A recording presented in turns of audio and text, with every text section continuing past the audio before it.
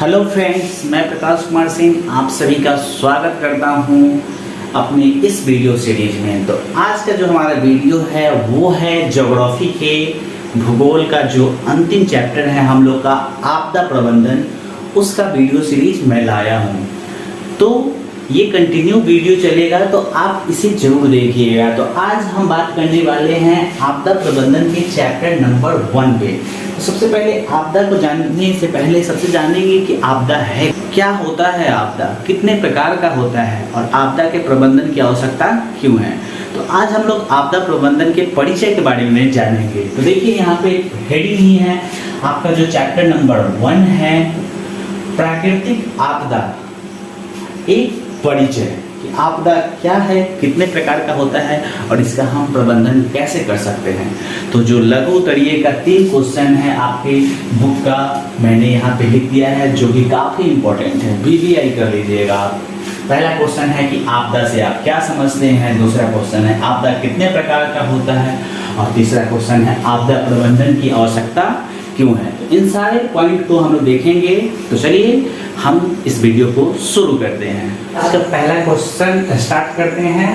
तो पहला क्वेश्चन जो है पूछ रहा है कि आपदा से आप क्या समझते हैं। आपदा से आप क्या समझते हैं, यानी कि आपदा का डिफिनेशन देख लेते हैं। तो कुछ इस प्रकार से है कि कुछ ऐसी घटनाएं होती है जो बिन बुलाए मेहमान की तरह अकस्मात या अचानक आ जाता है और कम समय में ही जान माल का अपार क्षति पहुंचाता है, उसे ही हम क्या कहते हैं, आपदा कहते हैं। ठीक है, और इस आपदा के 2 प्रकार होते हैं।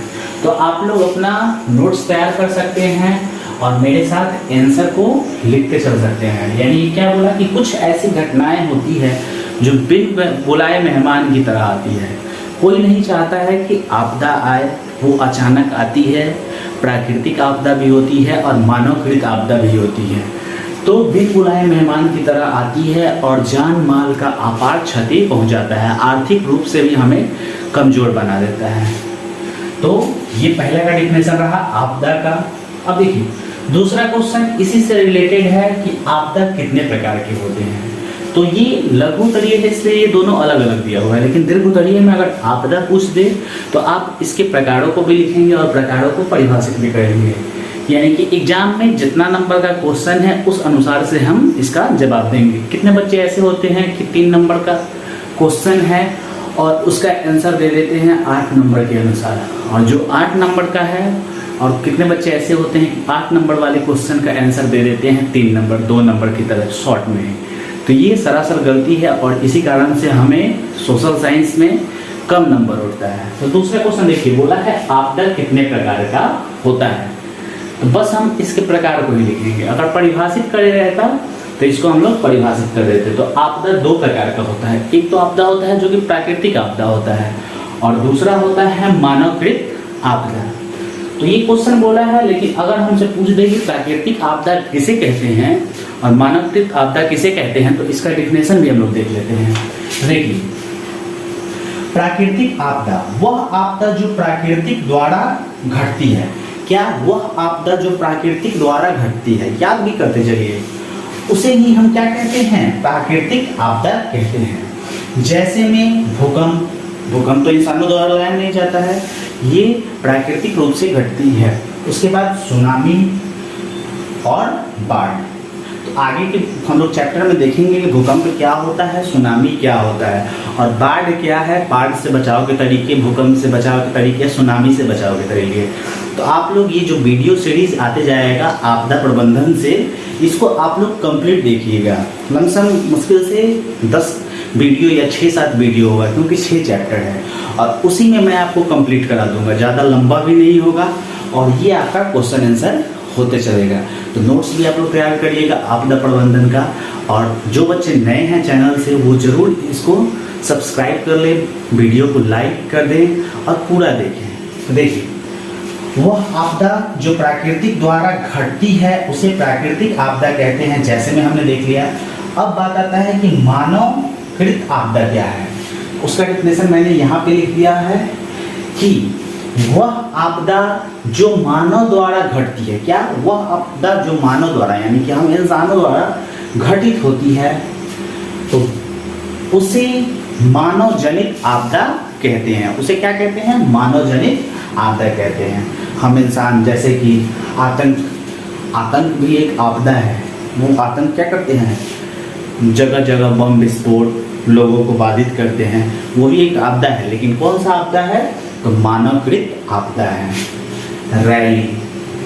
रैली में हम शोर शराबा तोड़ फोड़ करते हैं, वो भी आपदा है जो बिन बुलाए मेहमान की तरह आती है और जान माल की क्षति पहुंचा के चली जाती है। तो ये तो हुआ आपदा, और आपदा की जो परिभाषा है, प्रकार का परिभाषा है वो। अब अगला जो क्वेश्चन है वो देखिए क्या है कि आपदा प्रबंधन की आवश्यकता क्यों है? क्यों है आपदा प्रबंधन की आवश्यकता? आपदा से हमें बचाव की जरूरत नहीं है। देखिए यहाँ आंसर लिखा हुआ है कि आपदा किसी भी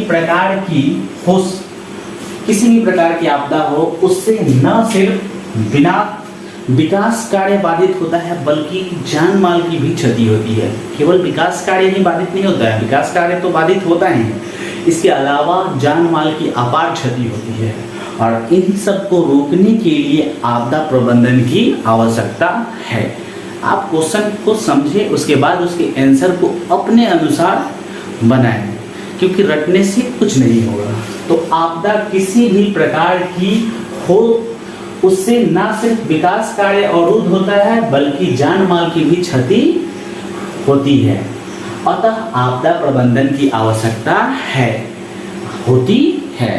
तो आप इसको, ये पूरे को स्क्रीनशॉट ले सकते हैं।